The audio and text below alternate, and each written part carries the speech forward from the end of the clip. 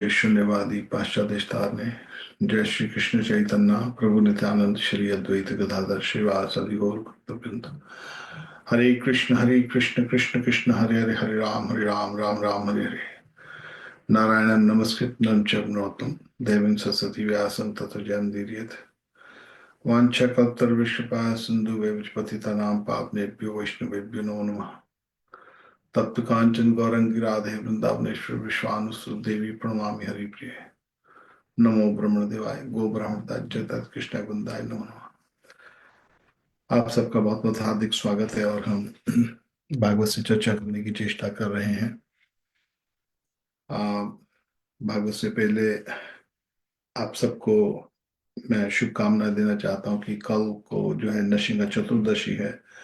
भगवान श्री नरसिंह देव का अवतार हुआ है। प्रहलाद महाराज को 7वां स्कंद जो है भागवत का पूर्ण उसी के ऊपर है। और किस तरह की कश्यप मुनि की जो संतान थी हिरण्याक्ष और हिरण्यकशिपु, और हिरण्यकशिपु ने आ, कठोर 60,000 साल की तपस्या की और ब्रह्मा जी से वरदान प्राप्त करता है कि उसकी कभी भी मृत्यु ना हो।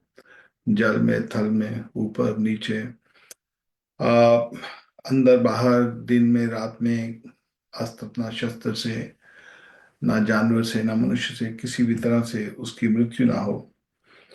क्योंकि जब उसने वरदान मांगा ब्रह्मा जी से कि मेरी मृत्यु ना हो, तो ब्रह्मा जी कहते हैं ये असंभव नहीं है।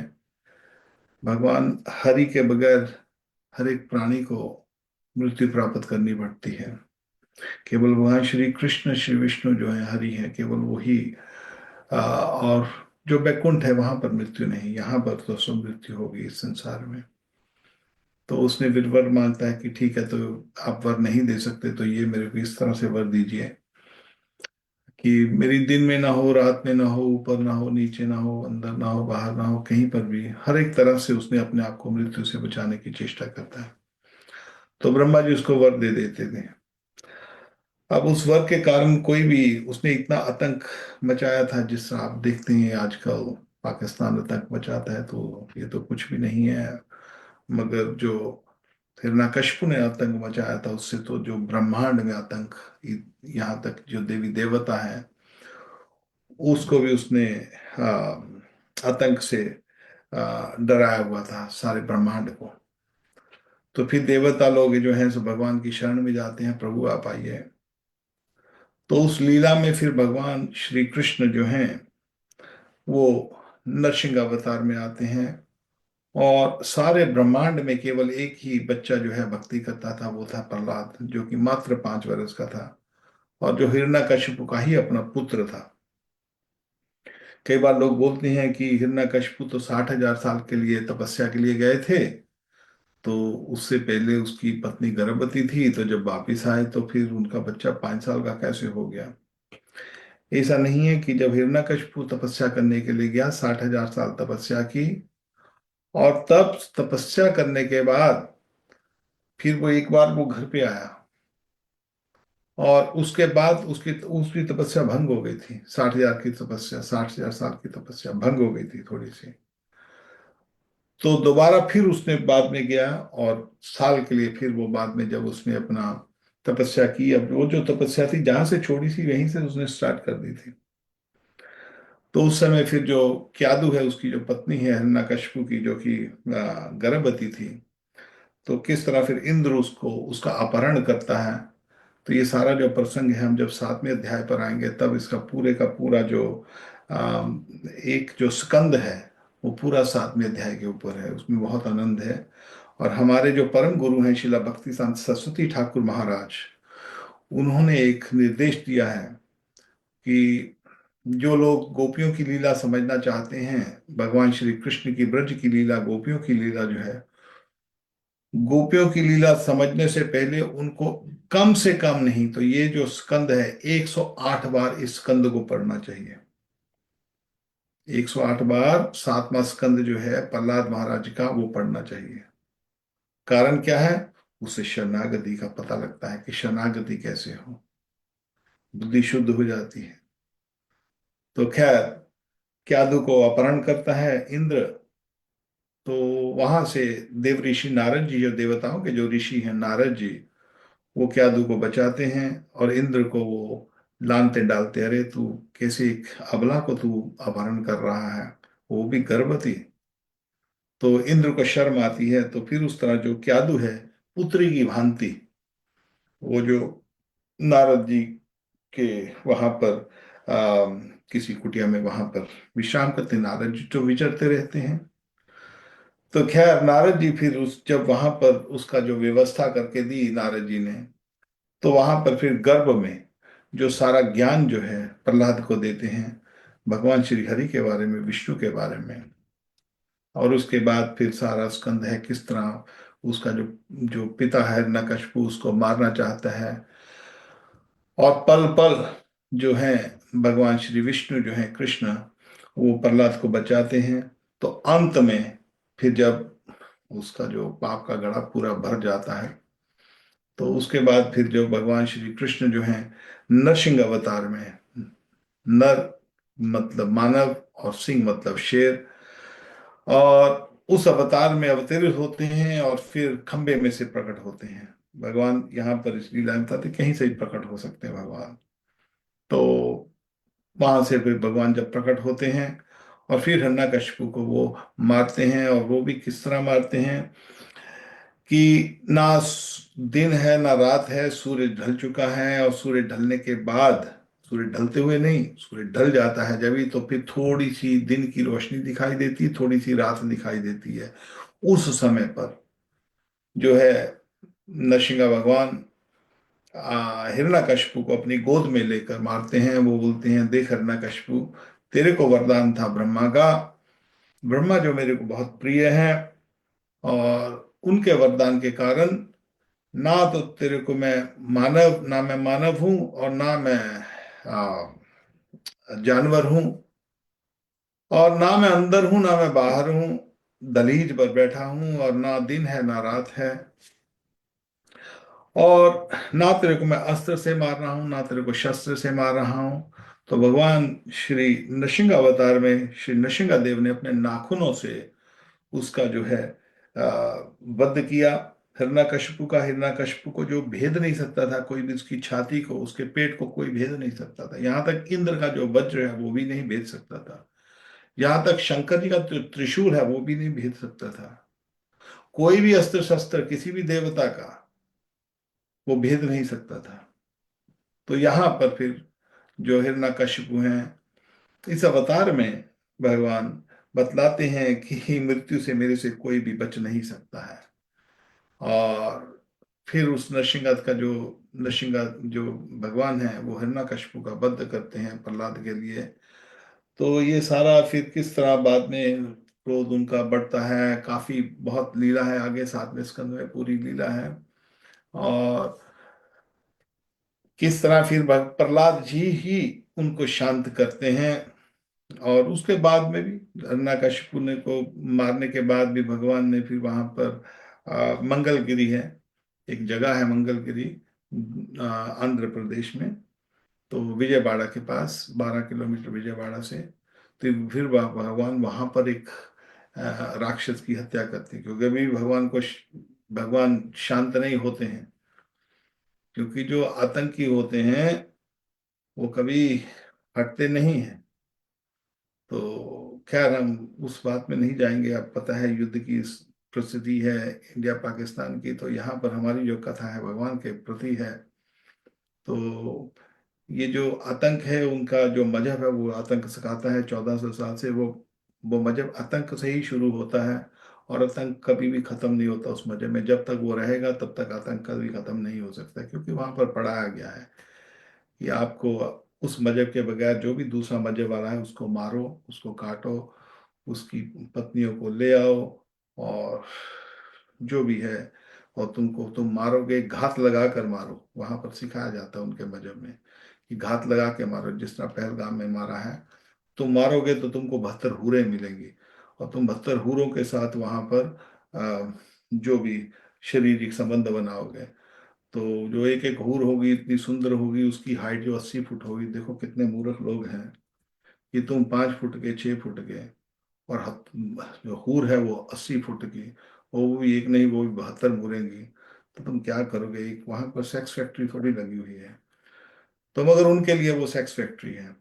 तो यहाँ पर भी कुत्ते बिल्ली की तरह पैदा करो, और ऊपर जो वो भी वही काम करो।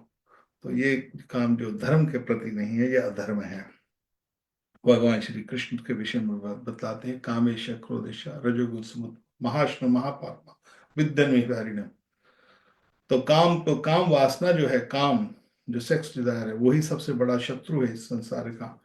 और जो मजहब सिखाता है कि तुम यही करो, कुत्ते बिल्ली की तरह पालो, 12 12 20 20 4 4 लेकर सुअर की तरह पैदा करते जाओ, जब ऊपर जाओगे फिर 72 हूरें मिलेंगी।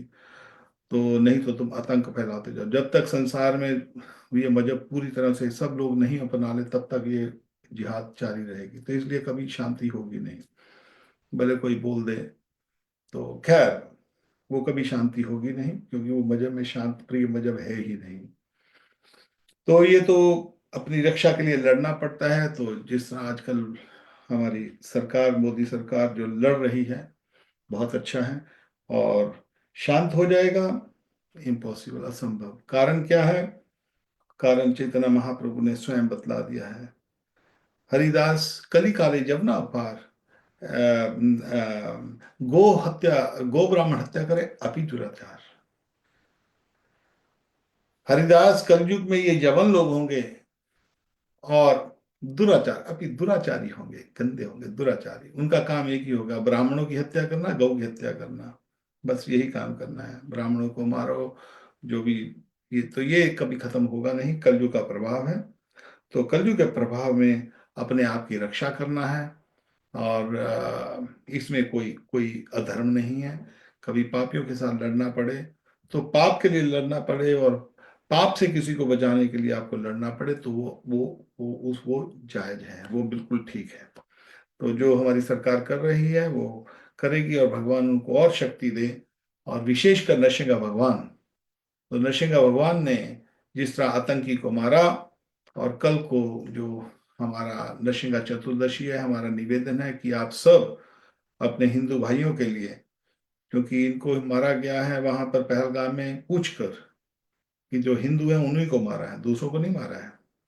तो इसलिए आ, ठाकुर जी हैं, और ठाकुर जी रक्षा करने के लिए अवश्य रक्षति कृष्णा, अपने भक्तों की रक्षा करते थे। किसी कारणवश अब मर गए तो कोई बोलेगा, भाई इतना धार्मिक धर्म है, इतना अच्छा धर्म है, सात्विक धर्म है हिंदू, फिर भी उसमें कैसे कोई व्यक्ति मर गए? होता है। जैसे आप कभी कोई कहाँ पर खेती हो, तो वहां पर जो जो बूटी निकल आती है, जो कि पौधों को खा जाती है, फसल को खा जाती है। तो बूटी को साथ साथ में निकालना पड़ता है। कई बार जब बूटी निकालते हैं तो उसमें कोई ना कोई एक आध पौधा मर भी जाता है। तो इस तरह कलयुग के प्रभाव में कोई सात्विक व्यक्ति भी बेचारा इस चपेट में आ जाता है। तो वहां पर जो निर्दोष बेचारे घूमने गए थे, तो उन निर्दोषों को कुछ कारणवश, कुछ पूर्व जन्म संस्कारवश उनको इस परिस्थिति से निकलना पड़ रहा है। तो हमारा मन सबका दुखी होता है। उनके लिए प्रार्थना है, सब परिवारों के लिए जो उन्होंने इस तरह आतंकवादियों के हाथ से जान खवाई है या दुख झेला है। और भगवान हमारे सैनिकों को और हमारे जितने भी धार्मिक लोग, सबकी रक्षा करें। विशेषकर नरसिंह भगवान कल को। और नरसिंह भगवान ने उस आतंकी की अंत किया था, हिरण्यकशिपु जैसे आतंकी का। ये तो थोड़ा सा आतंक है, उसका तो सारे ब्रह्मांड में आतंक था। तो भगवान कितने शक्तिशाली हैं। तो हमारे यहाँ पर एक गुफा है वहाँ पर, जो कि विजयवाड़ा मंगलगिरी पर। और आज भी आप जाइए वहाँ पर, आप कोई भी आप मंगलगिरी नरसिंह देव कर लीजिए, आप गूगल है आपके पास, मंगलगिरी, वहाँ पर आपको इतने से नरसिंह देव हैं, बस इतने से। और इतना उनका सारा मुंह ही मुंह, इतना बड़ा सा मुंह है उनका। तो वो नरसिंह देव जो हैं, आज भी वहां पर उनको शांत करने के लिए वहां पर जागरी पिलाई जाती है। जागरी कहते हैं गुड़ का पानी, गुड़ का, सौंफ का, लौंग का, मिश्री का, ये सब मिश्रित करके।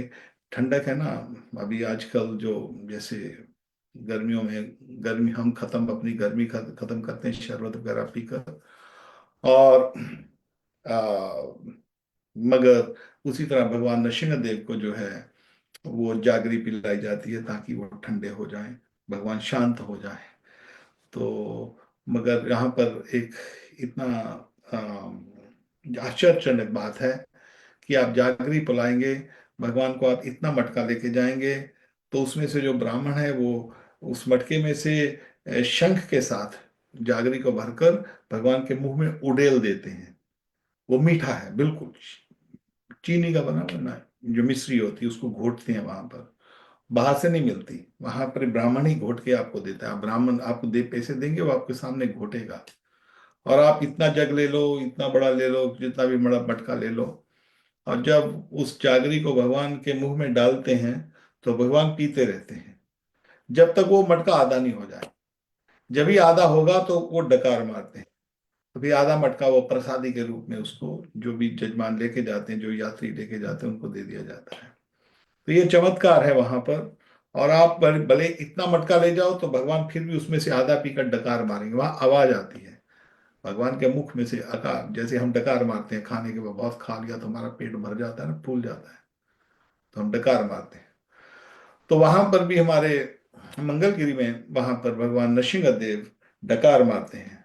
तो जब डकार मारते हैं तो फिर ब्राह्मण बोलता है ठीक है जी आपका हो गया, भगवान ने आपका प्रसाद एक्सेप्ट कर लिया। और फिर दूसरा व्यक्ति, लाइन लगती वहां पर, सब अपने अपना घड़ा लेके खड़े होते हैं, वहां पर यही प्रसाद चढ़ता है जागरी का बस। तो किसी के पास इतना बड़ा घड़ा है तो वहां पर फिर भी भगवान पीते रहेंगे जब तक आपका घड़ा आधा नहीं हो जाएगा। आधा घड़ा पीने के बाद बेकार मारते हैं। और सबसे बढ़िया बात वहां पर यह है कि आप भारत में कहीं पर भी चले जाए, यहाँ पर मीठा होगा, वहां पर चींटी वगैरह जरूर होगे, मगर ये जो मंदिर है भगवान नरसिंह देव का मंगलगिरी धाम में, ये एक पहाड़ी के ऊपर है। और आपको आश्चर्य होगा जानकर कि वहां पर एक भी चींटी नहीं उस पहाड़ी के अंदर। और जो पानी पीते हैं भगवान नरसिंह देव, जागरी वो कहाँ जाता है ठाकुर जी जानते हैं। और कई बार आपने सुना होगा ना कि जब यहाँ पर भगवान दूध पी लेते हैं कई बार चमचे में से, जब भी हमारे गणेश जी ने या सब हमारी जितनी भी डेटीज थी सब दूध पीती थी, शंकर जी के मैया की, दुर्गा मैया की, सब पीते थे दूध। परंतु यहाँ पर तो चमचे से, यहाँ पर तो शंख के हिसाब से पीते हैं, शंखों के हिसाब से। आप गूगल कर लेना मंगलगिरी नरसिंह भगवान विजयवाड़ा, तो आप किसी को भी जब भी सौभाग्य मिले आप वहां पर जाइए। तो खैर, अब ये जो व्रत है नरसिंह भगवान जो है, हमारे जितने भी वैष्णव लोग हैं, जो भी लोग सुन रहे हैं, आप उनके, आपका हमारा निवेदन है कि आप नरसिंह भगवान के दिन जरूर व्रत रखिए। और व्रत जो है एकादशी व्रत, कभी आप नहीं रख सकते हैं व्रत पूरा, तो एटलीस्ट एकादशी, अन्न दूसरे दिन खाना है, एकादशी व्रत। और ये जो व्रत है ये नहीं कि आप कभी जब भी हो शाम को हो जाए तो चलो तोड़ दो ना। कई मंदिरों में ऐसे तोड़ देते हैं, अभी 6-7 बजे आरती हुई, आरती के बाद प्रसाद बांट देते, ऐसा नहीं करना आप। और अन्न तो बिल्कुल नहीं खाना है एकादशी का प्रसाद। और ये तभी खाना है जब शाम को सूरज छुप जाए, और जब डस्क टाइम हो जाए, जो ना दिन हो ना रात हो, उस समय फिर भगवान की आरती कर कर, भगवान का आरती पूजा कर कर, भगवान को भोग लगाकर फिर आप एकादशी प्रसाद पा सकते हैं। तो हमारा ये आपसे निवेदन है कि आप सब लोग एकादशी का व्रत रखिए कल, भगवान नरसिंह देव जी की आरती कीजिए। और नरसिंह चतुर्दशी को आप जो जो प्रार्थना है, नरसिंह कवच पढ़िए। और हो सके तो 7वें स्कंद में से आप नरसिंह देव की लीला पढ़ सकते हो, नहीं है तो आप नरसिंह कवच जरूर पढ़िए इस दिन, और भगवान नरसिंह देव जी की आप आरती कीजिए। ठीक है, अब हम जो है हमारा जो मूल जो प्रोग्राम है भागवत का, तो तृतीय स्कंद, तीसरा स्कंद से हम अध्ययन कर रहे हैं भागवत के। और इस स्कंद में जो विदुर जी हैं मैत्रेय मुनि जी को मिलते हैं, और मैत्रेय मुनि जी बतलाते हैं कि भगवान जो है किस तरह इस सृष्टि की रचना करते हैं, वो महातत्व को तैयार करते हैं, महातत्व वास्तव में तो भगवान जो है बैकुंठ है, असंख्य बैकुंठ, उनकी जो रोशनी है उसको ब्रह्म ज्योति कहा जाता है। और उस ब्रह्म ज्योति में एक ऐसी जगह है जिसको कि काला, जैसे हर एक कंट्री में एक जेल होती है, तो उसी तरह भगवान भी एक ऐसी जगह बना दी है जिस जगह को महातत्व कहा जाता है। ये महातत्व जो है एक बिल्कुल अंधकारमय, और ये जो महातत्व है इसी को भौतिक संसार कहा जाता है। और ये जो महातत्व जब भगवान रचना करते हैं तो महातत्व में प्रकृति, अहंकार, जो भूमि रपो नलो वायु खम मनु बुद्धि रेव च, आकाश जल वायु, ये सब का निर्माण करते हैं भगवान। संकल्प मात्र से इसका सब निर्माण हो जाता है। और फिर इंद्रियों का जो 10 इंद्रियां हैं, 16 इंद्रियां पूरियां मन के साथ, और 5 कर्म इंद्रियां, 5 ज्ञान इंद्रियां, और 5 इंद्रियों के विषय, ये सब कुछ भगवान तैयार करने के बाद ब्रह्मा की भी उत्पत्ति करते हैं अपनी नाभि में से, किसी की सहायता के बगैर। यहाँ पर लक्ष्मी जी की भी सहायता की जरूरत नहीं पड़ती है, भगवान समक्ष हैं, भगवान को किसी की जरूरत नहीं पड़ती। तो भगवान यहाँ पर ब्रह्मा जी की उत्पत्ति करते हैं। आप जो ब्रह्मा जी की उत्पत्ति करते हैं और ब्रह्मा जी उनको फिर जब पहचान लेते हैं, जो उनके फिर वो तप कर तपस्या करते हैं, तपस्या करने के बाद उनको ज्ञान होता है, भगवान उसको उनके कानों के रास्ते से उनको गायत्री देते हैं, जिससे कि गायत्री वेद माता, जिसको उनको ज्ञान होता है, वेदों का ज्ञान, वेद मीन ज्ञान। तो ब्रह्मा जी के 4 मुख हैं, चारों मुखों से घूम के देखते हैं तो चारों मुखों से जो 4 वेद जो हैं भगवान को पूरा ज्ञान होता है। और सॉरी, ब्रह्मा जी को ज्ञान होता है। अब ब्रह्मा जी सृष्टि को रचेंगे, ब्रह्मा जी की इसलिए तो रचना हुई ना। तो ये सृष्टि की जो रचना है, यहाँ पर रचना करने के लिए अब ब्रह्मा जी ने जो जो रचा है उसका कारण क्या है कि जो जीव भगवान से विमुख होकर रहना चाहता है, जो जीव कभी ये चाहे कोई बैकुंठ से आता नहीं है, परंतु कभी जीव चाहे तो इस आ सकता है। जैसे कोई बहुत अमीर घर का बच्चा है और बाप बहुत अमीर है, कोई ऐसी वहां पर किसी चीज की कमी नहीं है, मगर बच्चा बोले कि मैं कहीं पर घूमने जाना है, किसी गंदी जगह पे घूम के आए या कहीं पर जाए, तो बाप क्या करेगा, चला चला जा। तो भगवान डिक्टेटर नहीं है। तो जो जीव विमुख होकर रहना चाहते हैं उनके लिए ये जगह है, और इस जगह को महातत्व कहा जाता है। यहाँ पर ब्रह्मा जी उत्पत्ति, अब ब्रह्मा जी यहाँ पर जीवों की उत्पत्ति करते हैं। ये जीव वही जीव हैं जो विमुख हैं भगवान से। तो भगवान यहाँ पर मैत्र मुनि जी, यहाँ पर जो 12वां जो जो अध्याय है, तीसरे स्कंद का 12वां अध्याय जो है, यहाँ पर सृष्टि के विषय में जो है मैत्र मुनि जी विदुर को बतलाते हैं, क्योंकि विदुर जी पूछ रहे हैं। विदुर जी मैत्र को पूछते हैं, प्रभु मेरे को भगवान ये बताइए, इस सृष्टि के विषय में बताइए।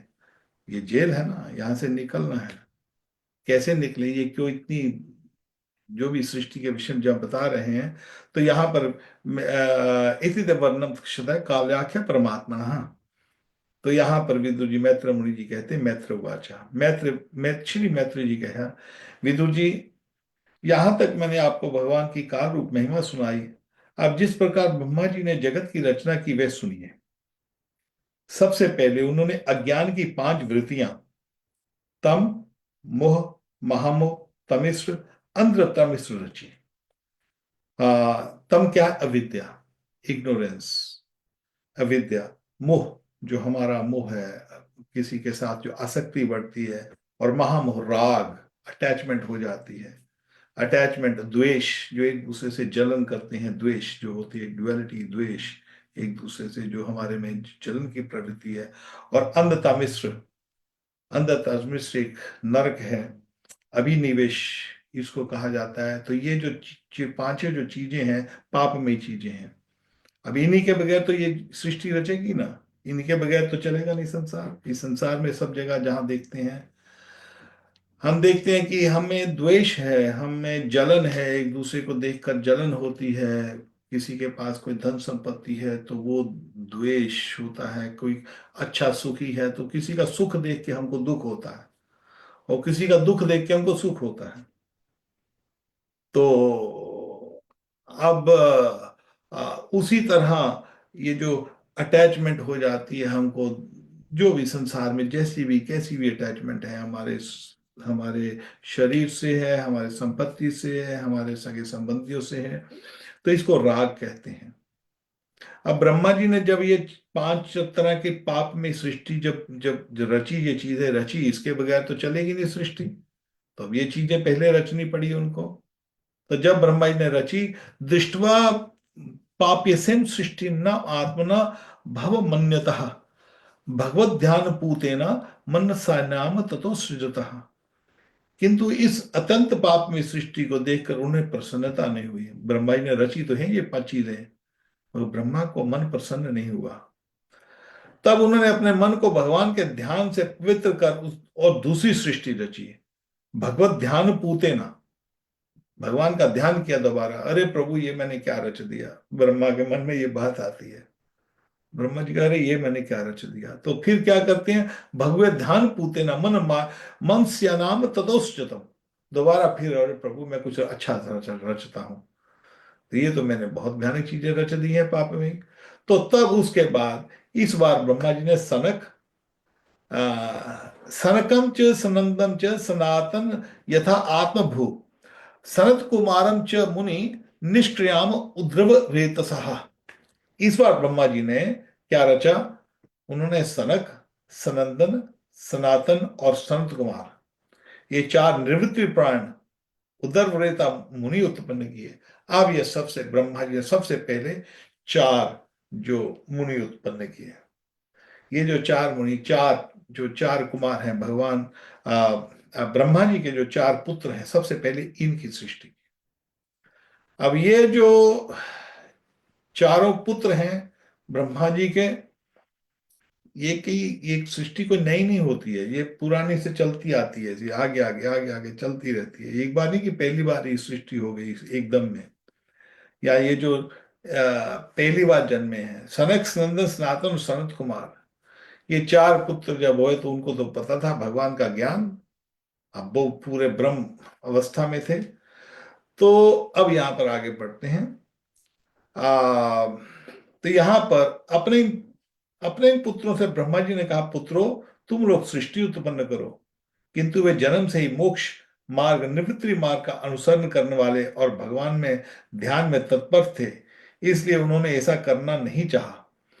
तो यहाँ पर जो चारों कुमार थे, सनक नंदन सनातन और सनत कुमार, ये भगवान के प्रिय थे, निवृत्ति मार्ग में थे। उनको पता था कि जीवन का उद्देश्य भगवान की प्राप्ति है, श्री विष्णु की प्राप्ति है। तो उन्होंने जब, ब्रह्मा जी ने इनको रचा भी, तुम भी विवाह शादी करो, तुम भी थोड़े से बच्चे वगैरह पैदा करो, प्रजापति बनो। मगर इन्होंने बोला ये क्या क्लेश का काम है, हम ये धंधे में बच्चों के और ये सब सृष्टि के प्रजापति के चक्कर में क्या पड़ना है हमको।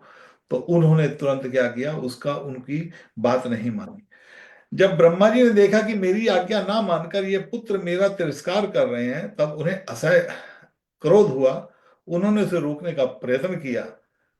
अब क्रोध आ गया ब्रह्मा जी को, अरे मैंने तुमको उत्पन्न किया तो मेरी बात, एक तो तुम्हारा बाप और ऊपर से मैं गुरु भी तुम्हारा और ऊपर से बाप भी, और तुम मेरी बात नहीं माने, तो क्रोध हुआ। किंतु बुद्धि द्वारा उन्होंने बहुत रोकने पर वे क्रोध तत्काल प्रजापति की भौहों से बीच में से नील लोहित बालक के रूप में प्रकट हो गया।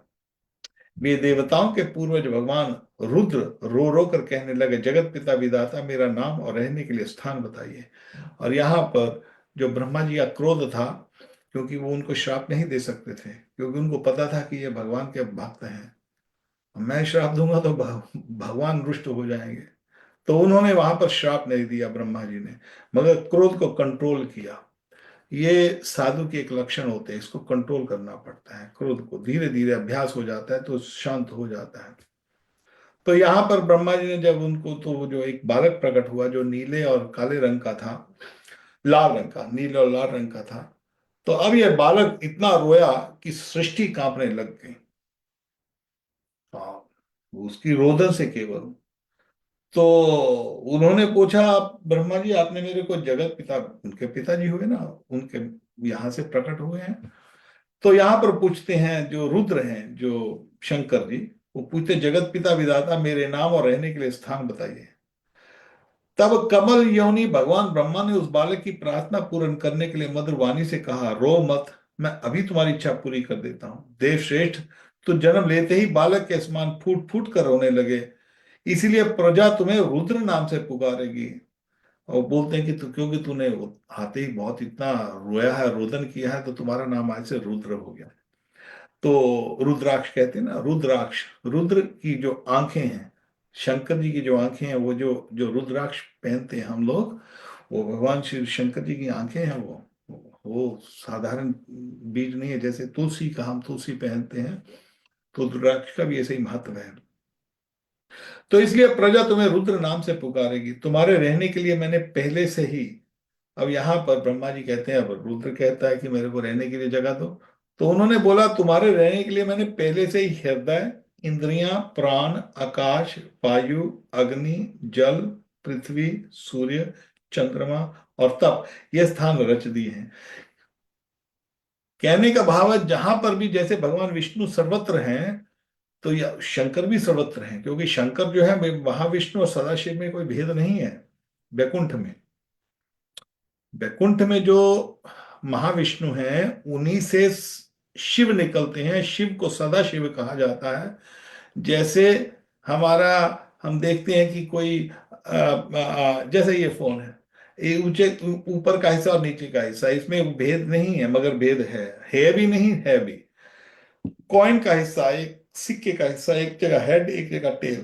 तो जो हेड का हिस्सा वो विष्णु, टेल का हिस्सा शिव जी, है सिक्का एक ही। तो क्योंकि शिव जी का जो संबंध है भौतिक सृष्टि से है, और विष्णु का संबंध है वो अध्यात्म सृष्टि से है, और जो विष्णु जी हैं वो वहीं पर संबंध रखते हैं, और शिव जी जो नित्य संबंध अपना भौतिक सृष्टि से, इसीलिए जो दुर्गा मैया है, जो प्रकृति है, वो उनकी अर्धांगिनी है। और जो अध्यात्म सृष्टि है, लक्ष्मी जी जो है, वो हमारे नारायण की अर्धांगिनी है। तो लक्ष्मी जी है सब राधा रानी के रूप, मगर उनका जो संबंध, उनका काम अलग है, और यहाँ पर हमारी दुर्गा मैया का काम अलग है। तो यहाँ पर अब वो जो, क्योंकि ये कोई साधारण जीव तो है नहीं, तो जिस तरह भगवान सर्वत्र हैं, तो यहाँ पर शिव जी को भी सर्वत्र बनाया गया है। शिव जी भी, कहीं पर भी शिव जी को पुकारा जा सकता है, शिव जी आपके संग है। तो जो लोग बोलते हैं जी ऐसा करो वैसा करो जी, बोल, अरे ठाकुर जी, हमको कहीं जाने की जरूरत नहीं है। शंकर जी जो हैं, उसी तरह उनका भी यहाँ पर तुम्हारे रहने के लिए मैंने पहले से हृदय, हृदय में भगवान रह रहे हैं, कृष्ण रह रहे हैं। अभी आप ये थोड़ी कह सकते हैं कि भी हृदय में हमारे में जो है, हम हमारे हृदय में जेब में हम डालें, एक एक सिक्का डाल लें जेब में, तो जेब में सिक्का डालें भी, हम केवल तो जो हेड है वही डालेंगे, टेल नहीं डालेंगे। जब सिक्का डालेंगे तो हेड भी रहेगी और टेल भी रहेगी, इकट्ठे ही रहेंगे ना, वो अकल अलग हो नहीं सकते हैं। तो इसी तरह जैसे ये फोन है, फोन का ये साइड और ये साइड हम अपनी जेब में डालेंगे, तो दोनों साइड ही आएंगी ना जेब में, ये थोड़ी कहेंगी कि अकेली आएगी। इसीलिए वो संग संग ही चलते हैं, तो भाव अलग है उनका। तो यहां पर जो रुद्र को कहते हैं, ब्रह्मा जी कहते हैं, तुम्हारे लिए रहने के लिए मैंने पहले से ही हृदय, हृदय में, इंद्रियों में, प्राणों में, आकाश में, वायु, अग्नि, जल, पृथ्वी, सूर्य, चंद्र, तप, ये स्थान रच दिए हैं। तुम्हारे नाम, फिर अब यहां पर नाम बता रहे हैं। ब्रह्मा जी कहते हैं, हे रुद्र, तुम्हारे नाम मनु, मनु, महीनस, महान, शिव, ऋध्वज, उग्ररेता, भव, काल, वामदेव और धृतव्रत होंगे। तथा घी तथा धी, व्रति, उष्णा, उमा, न्यूत, सर्पी, ईला, अंबिका, इराविता, सुधा और दीक्षा, ये 11 रुद्रानियां तुम्हारी पत्नी होगी। तुम उपयुक्त नाम, स्थान और स्त्री को स्वीकार करो, और इनके द्वारा बहुत सी प्रजा उत्पन्न करो, क्योंकि तुम प्रजापति हो। अब यहां पर ब्रह्मा जी उनको निवेदन कर रहे हैं, रुद्र को, कि तुम अब तैयारी करो, प्रजा की तैयारी, ये संतान उत्पत्ति करो। अब ये सृष्टि रची है तो सृष्टि भरनी भी पड़ेगी, तो तुम संतान उत्पत्ति करो। तो ब्रह्मा जी की आज्ञा पाकर जो रुद्र हैं, वो क्या करते हैं, लोक पिता ब्रह्मा जी से इसकी आज्ञा पाकर, इत्याश्री गुरुना भगवान लीला हितः, लोक पिता ब्रह्मा से ऐसी आज्ञा पाकर भगवान नीलोल्लिखित बल, आकार और स्वभाव में अपने ही जैसी प्रजा उत्पन्न करने लग गए। अब जैसा बाप वैसे चेले, और जैसा वृक्ष अब वैसे ही तो फल निकलेगा। तो अब यहां पर उन्होंने क्या किया, वो रुद्र ने, ठीक है, उनको पत्नियां भी दे दी, उनके उनको स्थान भी दे दिया रहने के लिए, और जैसे हमने पढ़ दिया यहाँ यहाँ तुम रह सकते हो। अब साथ में बोले कि तुमको इतने नामों से पुकारा जाएगा, इतनी तुम्हारी 11 रुद्राणियां होंगी। तो 11 11 उनको पत्नियां दे दी। अब शंकर जी ने रचना करनी शुरू कर दी, सृष्टि की रचना शुरू की। अब कैसे उत्पन्न करेंगे, जैसे वो है वैसे उत्पन्न शुरू कर दिए। अब वो तो पहले एक रुद्र थे, वो रोते थे। अब रुद्र से सारा ब्रह्मांड कांपने लग गया जब रोने लगे। अब रुद्र ने जब अपनी जैसी प्रजा उत्पन्न करने लगे, भगवान रुद्र के द्वारा उत्पन्न हुए उन रुद्रों की असंख्य यूथ बनाकर सारे संसार को भक्षण करते देख ब्रह्मा जी को बड़ी शंका हुई। अब वो जो रुद्र ने जब बच्चे पैदा किए, अब वो भी ऐसे उदंड करने लग गए। अब तो वहां पर जैसे देखते हैं ना, कई बार शंकर जी के आप देखते हो, बोलते हैं भूत प्रेत सब नाग सब साथ में चल रहे हैं। शंकर जी की अपनी लीला है ये। तो जब ऐसे रुद्र तैयार हो गए, अब सृष्टि रची थी किसी और काम के लिए, यहां पर तो और भी उदंड बनने लग गया। तो यहां पर संसार को ही वो खाने लग गए। अब वो तो यहां पर ब्रह्मा जी ने बोला, तब उन्होंने रुद्र से कहा, सुरष्टे तुम्हारी प्रजा तो अति भयंकर दृष्टि से मुझे और सारी दिशाओं को भस्म किए डालती है। ऐसे ऐसी दृष्टि ना रचो, अरे रुद्र शांत हो जाओ, ऐसी सृष्टि मत रचो यार, ये तो तुमने बहुत भूत प्रेतों की क्या क्या सृष्टि रच दी है। तो ये सृष्टि न रचो, तुम्हारा कल्याण हो। अब समस्त प्राणियों को सुख देने के लिए तप करो, फिर उस तप के प्रभाव से ही तुम पूर्ववर्ती संसार की रचना करना। अरे दोबारा फिर रचना करना। तो इसलिए अभी थोड़ा सा शांत हो जाओ, तपस्या करो थोड़ी देर के लिए। ब्रह्मा जी रुद्र को कहते हैं।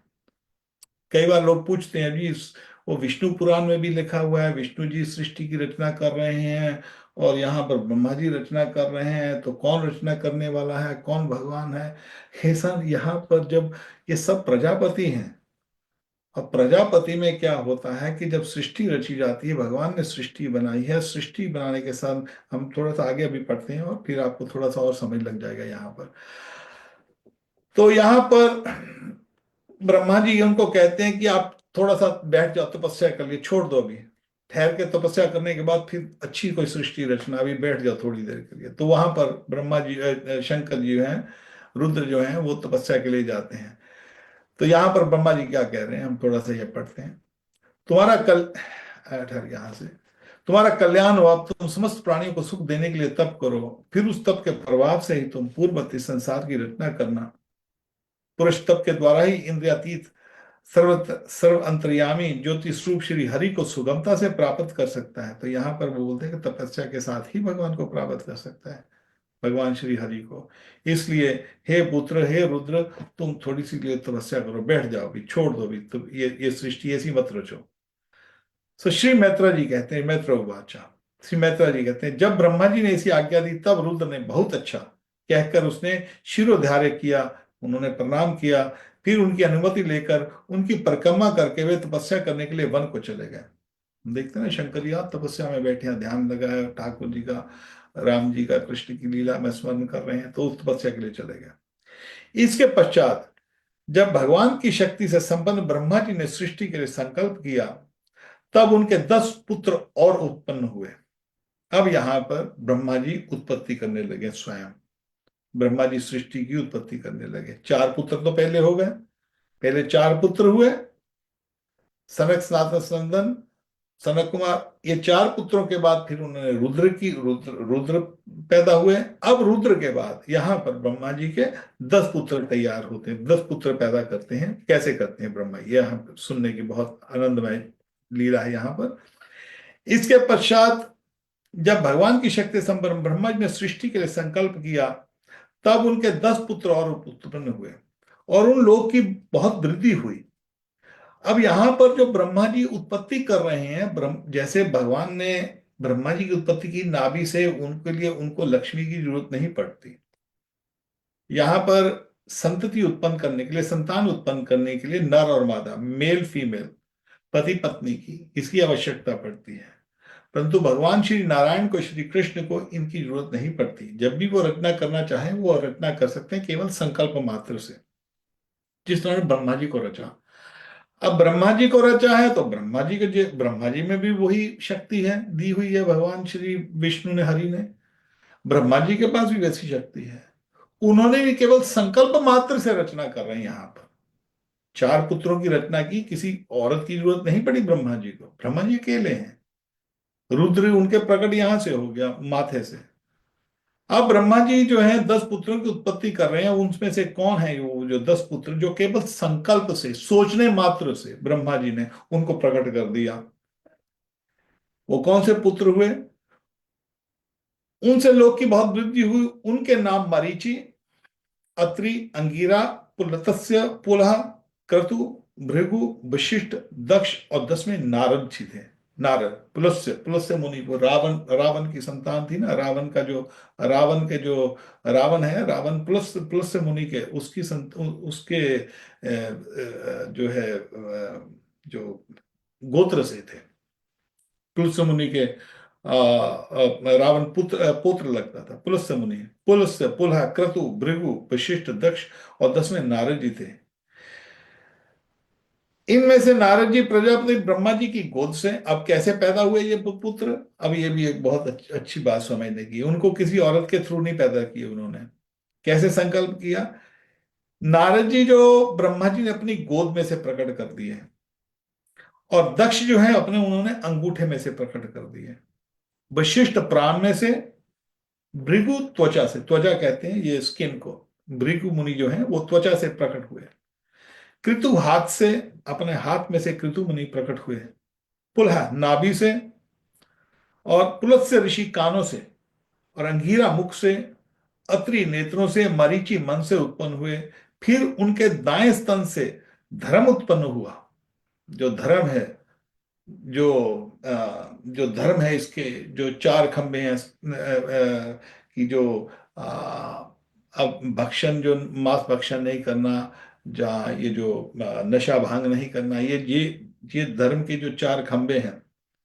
तो यहाँ पर जो धर्म है वो उनके स्तन से उत्पन्न हुआ ब्रह्मा जी के, जिसकी पत्नी मूर्ति से स्वयं नारायण अवतरण हुए, तथा उनकी पीठ से अधर्म का जन्म हुआ। ब्रह्मा जी की जो अधर्म है वो पीठ पे चलता है, धर्म सामने, अधर्म पीछे। तो इसीलिए जो अधर्म होता है, जो जिस तरह ये धर्म, जो जो भी अधर्मी हैं, जो काटते हैं दूसरे के धर्म को, लोगों को काटना, बकरों को काटना, उनको खाना, तो ये सब जो है ये अधर्म का काम है।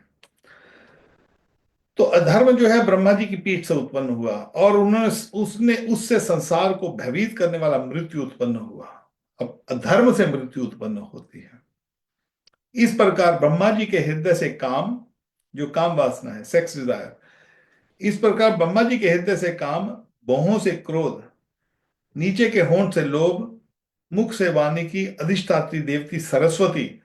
अब उनके मुख की वाणी, जो मुख की, जो मुख से वाणी की, जो उनके ब्रह्मा जी के मुख से जो सरस्वती प्रकट होती है। लिंग से समुद्र, गुदा से पाप का निवास स्थान, राक्षसों का अधिपति नृति, छाया से देवहूति के पति भगवान कदम जी उत्पन्न हुए।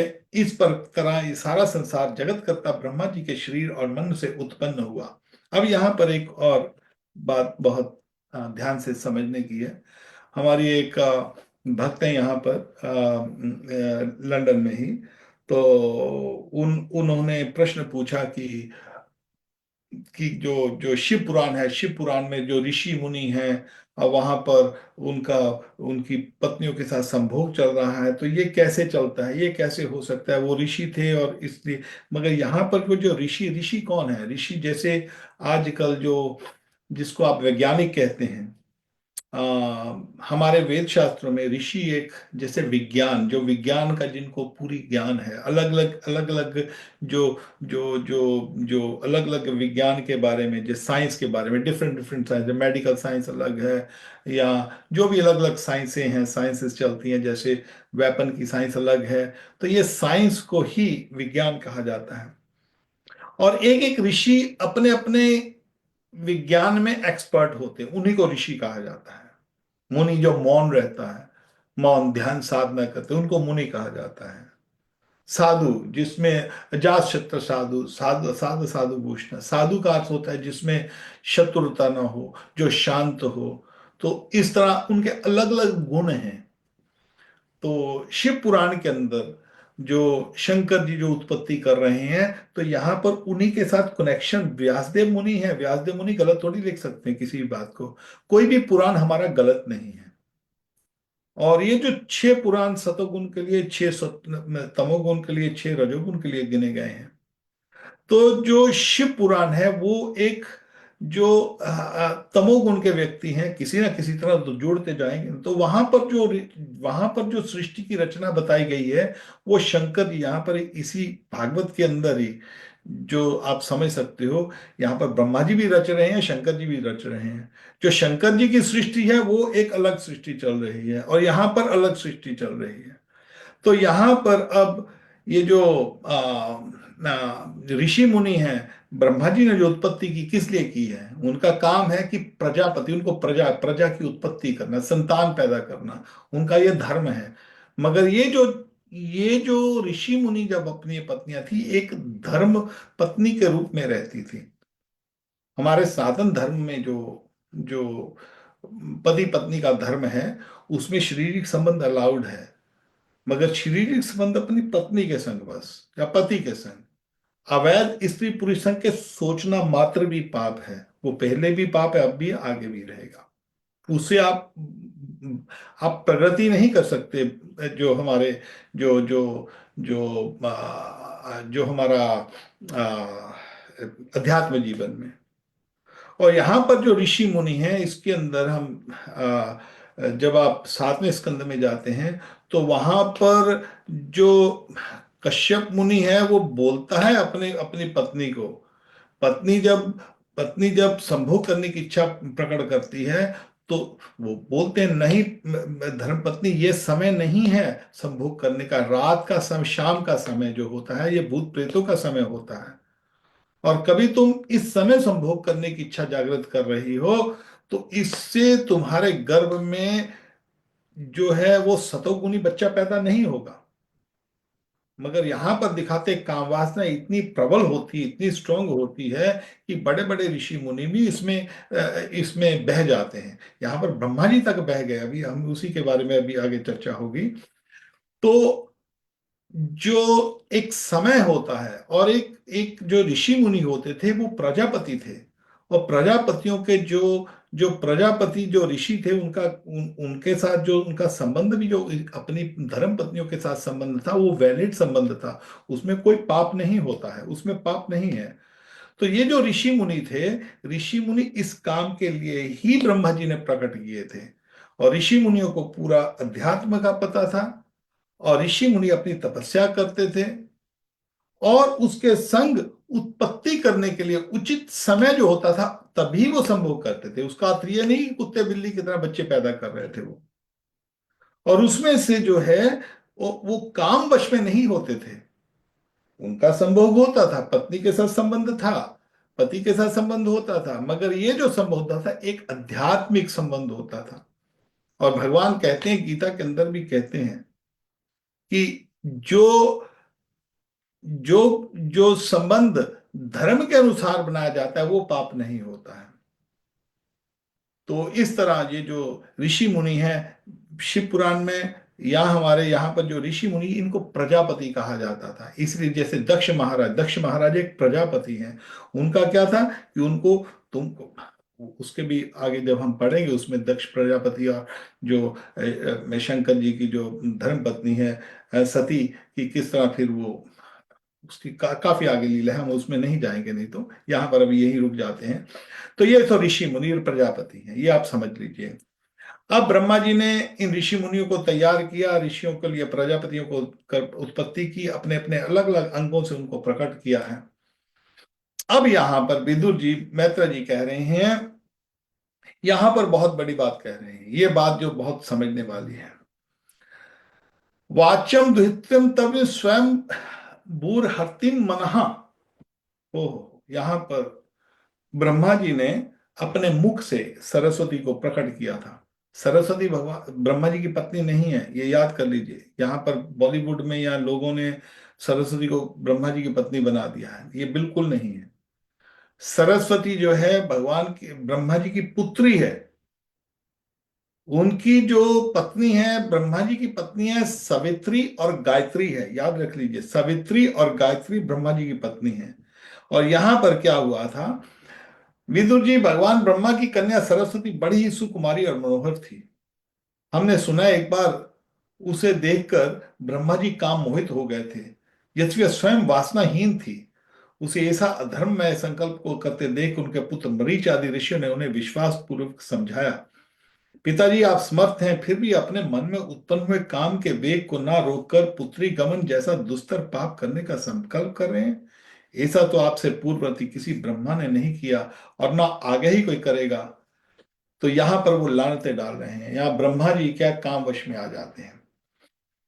ये आने की जरूरत नहीं है उनको, ये लीला करके दिखा रहे हैं। ये भगवान, जब भी भगवान ब्रह्मा जी जो है भगवान के गुण अवतार हैं, विष्णु के, कृष्ण के कृष्ण अवतारी हैं। और कृष्ण के जो ब्रह्मा जी हैं, ये भगवान तो नहीं है, मगर भगवान के गुण अवतार, गुण जो है भगवान के वो अवतारित होते हैं। तो यहां पर ब्रह्मा जी, इस लीला में क्या हुआ कि जब उन्होंने अपनी पुत्री सरस्वती को रचा, तो सरस्वती जो इतनी सरस्वती में काम, उसमें काम वासना नहीं थी, वो काम वासना से रहित थी सरस्वती। सरस्वती मैया को जब उसने रचा तो सरस्वती का रूप देखकर ब्रह्मा जी के मन में काम वासना आ गई। हमारे शास्त्र में आगे आगे यहाँ पर कहते हैं कि भागवत के अंदर ही, मात्र सहस्र धुत्री न आसनो भवेत बलवान इंद्रियो ब्राह्मो द्वांससी कृष्यति, कि व्यक्ति को अपनी पुत्री के संग, अपनी बहन के संग, अपनी माँ के संग कभी भी एकांत में नहीं बैठना चाहिए एक ही सीट के ऊपर। बलवान इंद्रियो ग्रामो, मैं नहीं कह रहा, वेद व्यास मुनि कह रहे हैं ये भागवत के अंदर, वो कह रहे हैं बलवान इंद्रियो ग्राम विद्वान संकृष्टि। अरे बड़े बड़े विद्वानों को, जो जो बड़े बड़े विद्वान जो होते हैं, उनका जो काम वासने के अंदर उनका मन भटक जाता है। इसीलिए जो भगवान श्री कृष्ण गीता के अंदर स्पष्टता से कहते हैं, कामेश क्रोधेश रजोगुण समुद्भव महाष्ण महापापमा विद्यन में वैरितम। अर्जुन पूछता है, प्रभु ये काम वासना, ये जो पाप कर रहे हैं हम, तो ये पाप इच्छा ना करते हुए भी व्यक्ति पाप में फंस जाता है, क्यों? तो उसके लिए कहते हैं काम का कारण। तो यहां पर जब ब्रह्मा जी को ये बात आती तो उनके पुत्र जो कहते हैं, अरे छी छी छी छी, अरे तुम जैसा ब्रह्मा कभी हमने देखा ही नहीं। यहाँ पर लानतें डाल रहे हैं अपने बाप के ऊपर। तो मारीच आदि ऋषि जो हैं, जो उनके पुत्र हैं ब्रह्मा जी के, तो यहां पर वो ब्रह्मा जी को लानते डाले, अरे छी छी, ऐसा ब्रह्मा तो हमने कभी नहीं देखा। अभी कई बार सृष्टि हुई है, कई बार सृष्टि बार बार होती है, सृष्टि का संहार होता है, सृष्टि खत्म होती है, फिर सृष्टि रचती है, फिर ब्रह्मा जी बनते हैं, फिर ब्रह्मा जी मरते हैं, फिर ब्रह्मा जी बनते हैं। अरे तुम जैसा ब्रह्मा, इतना नीच ब्रह्मा कि तुम्हारे मन में ये अपनी पुत्री के विषय में ऐसी बात आ गई। तो जब मरीज उनको लानते डालते हैं तो ब्रह्मा जी को बहुत शर्म आती है। यहां पर हम आगे बढ़ते हैं थोड़ा सा। तो यहां पर वो क्या कह रहे हैं, जो मरीच आदि ऋषि, पिताजी आप समर्थ हैं, फिर भी अपने मन में उत्पन्न हुए काम के वेग को ना रोककर पुत्री गमन जैसा दुस्तर पाप करने का संकल्प कर रहे हैं। ऐसा तो आपसे पूर्ववर्ती किसी ब्रह्मा ने नहीं किया और ना ही आगे कोई करेगा। अरे ऐसा नीच काम तो कोई करेगा भी नहीं। जगत गुरु आप जैसे तेजस्वी पुरुषों को ऐसा काम शोभा नहीं देता, क्योंकि आप लोगों के आचरणों का अनुसरण करने से ही तो संसार का कल्याण होता है। तो यहां पर देखिए वो कह रहे हैं, अरे तुम जगत गुरु हो, जगत गुरु होते तुम ऐसा नीच काम कर रहे हो, अरे लोगों का कल्याण कैसे होगा? अपने पिता को गालियां निकाल रहे हैं मरीच मुनि। मरीच मुनि जी कह रहे हैं, मरीचि मुनि जी वो कहते हैं, अरे पिताजी तुम्हारे जैसा ब्रह्मा इतना नीच देखा नहीं, तुम्हें इतना घिनौना काम सोच, इतना मन में ऐसी की इच्छा तुम्हारे में आ गई। अरे तुम कैसे लोगों का कल्याण करोगे तुम? तो ब्रह्मा जी को वो जो धुतकार रहे हैं, तो उस समय जिन श्री भगवान ने अपने स्वरूप से स्थित इस जगत को अपने ही तेज से प्रकट किया, उन्हें नमस्कार है। इस समय वे ही धर्म की रक्षा कर सकते हैं। अरे तुम क्या रक्षा करोगे? तो यहाँ पर मरीचि जो मुनि हैं, उनके पुत्र हैं, वो उनको गालियां निकाल रहे हैं, अरे ब्रह्मा जी तुम क्या रक्षा करोगे जगत की, अरे तुम तो अपनी पुत्री के साथ आसक्त हो गए हो, तुम्हारा मन उनके लिए आसक्त हो गया। अभी कुछ किया नहीं उन्होंने, उसको स्पर्श भी नहीं किया अपनी पुत्री का, मन में उनके आसक्ति आ गई थी अपनी पुत्री के विषय में, काम वासना आ गई थी। तो उनके पुत्र उनको धुतकार रहे हैं, अरे नीच, तुमने इतना काम किया, अरे तुम तो जगत गुरु होने के, तुम्हारा तुम्हारा जो है यहाँ पर उनका तिरस्कार नहीं कह सकते आप, तिरस्कार की अलग बात आती है, उनको जैसे गालियां निकाल रहे हैं, अरे पिताजी तुम ये बात कर रहे हो, और तुम जगत का क्या कल्याण करोगे, तुम्हारा काम जगत कल्याण के लिए था। अब ये जगत कल्याण तो केवल भगवान के आश्रय में ही है, श्री हरि ही करेंगे, तुम नहीं कर सकते हो। तो यहाँ पर वो कह रहे हैं तुम तो जगत कल्याण के लिए तुम्हारी उत्पत्ति हुई थी, मगर तुमने तो ये जो इतना घिनौना जो तुम्हारे मन में विचार आ गया अपनी पुत्री के प्रति, तुम कल्याण जगत का कल्याण नहीं कर सकते, इसलिए तुम अधिकारी नहीं हो। तो हमारे शास्त्र में भी ऐसे आजकल ढोंगी फरेबी गुरु बहुत हैं, एक नहीं बहुत हैं, और हमने अपने जीवन में उनका बहुत नजदीक से ऐसे ऐसे लोगों को देखा है हमने। तो इसलिए ऐसे लोगों का त्याग कर देना चाहिए। ये हमको सुनी सुनाई बात नहीं कर रहे, ये भगवान की, हम इसको अपनी भगवान की कृपा समझते हैं। हमने जीवन में जो जो हमारे जीवन में ऐसी ऐसी कोई घटनाएं देखी, हमने ऐसे ऐसे लोगों को भी देखा अपने अध्यात्म पथ पर चलते हुए, कि बहुत ढोंगी फिरंगी ढोंगी वगैरह कैसे कैसे लोग हमारे जीवन में आए हैं, हमने देखा अनुभव किया है। तो एक एक अनुभव जो जीवन में होता है, भगवान की कृपा को मानना पड़ता है। प्रतिकूल अवस्था में भी कुछ अनुकूलता होती है, यही तो भगवान की शरणागति है, भगवान दिखाते हैं कई बार अपने भक्त को। तो यहाँ पर जो मरीचि मुनि है, वही ये अनुभव, हमने भी ऐसी बातों का किया हुआ है, ठाकुर की कृपा है। तो उस समय क्या करना चाहिए, जब ऐसी परिस्थिति आ जाए, कभी ढोंगी प्रेमी गुरु के पास फंस जाए व्यक्ति, तो उस समय भगवान को ही मान लेना चाहिए। यहाँ पर मरीचि मुनि क्या कह रहे हैं, वो भगवान को ही गुरु मान रहे हैं, अरे जगत गुरु, उनको नाम दिया जगत गुरु, मगर जगत गुरु बोलने के बाद कह रहे हैं, यहाँ पर उनके पुत्र कह रहे हैं, अरे ब्रह्मा जी तुम जगत को गुरु होना चाहिए था, तुम तो, ये जगत गुरु का काम ही नहीं है।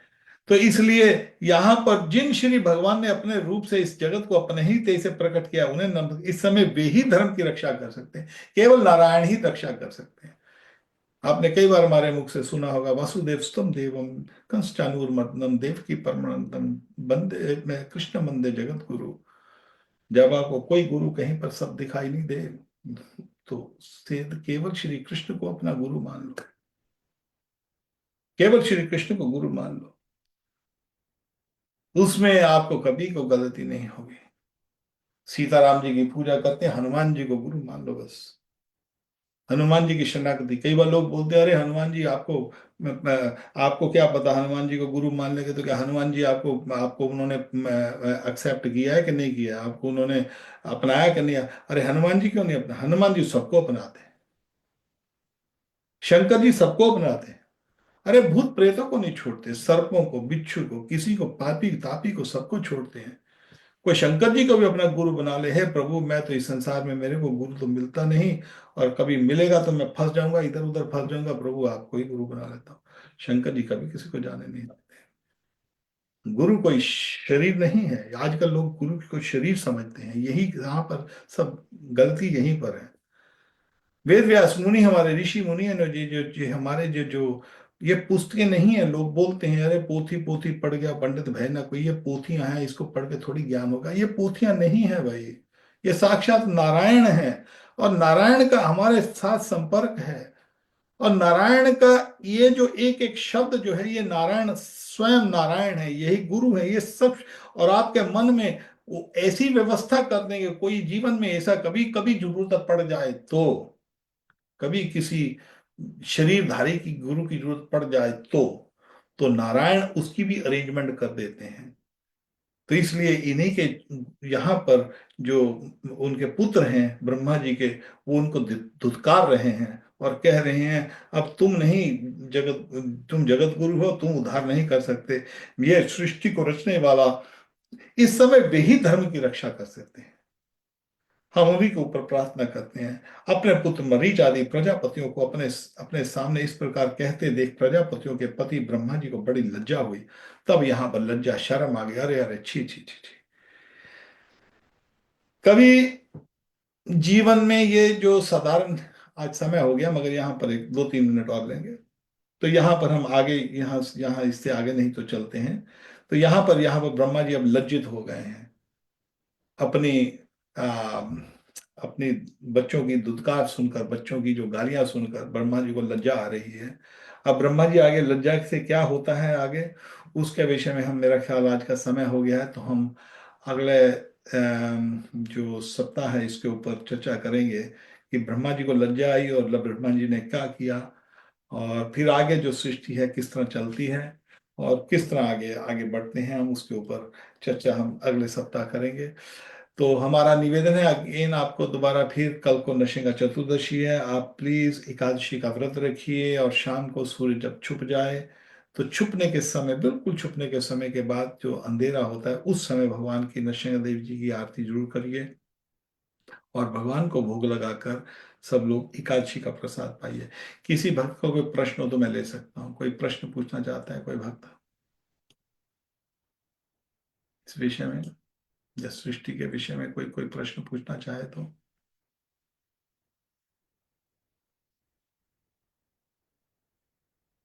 ठीक है, तो हम यहाँ पर विश्राम लेते हैं, और बुधवार को हम गीता के प्रोग्राम में मिलेंगे।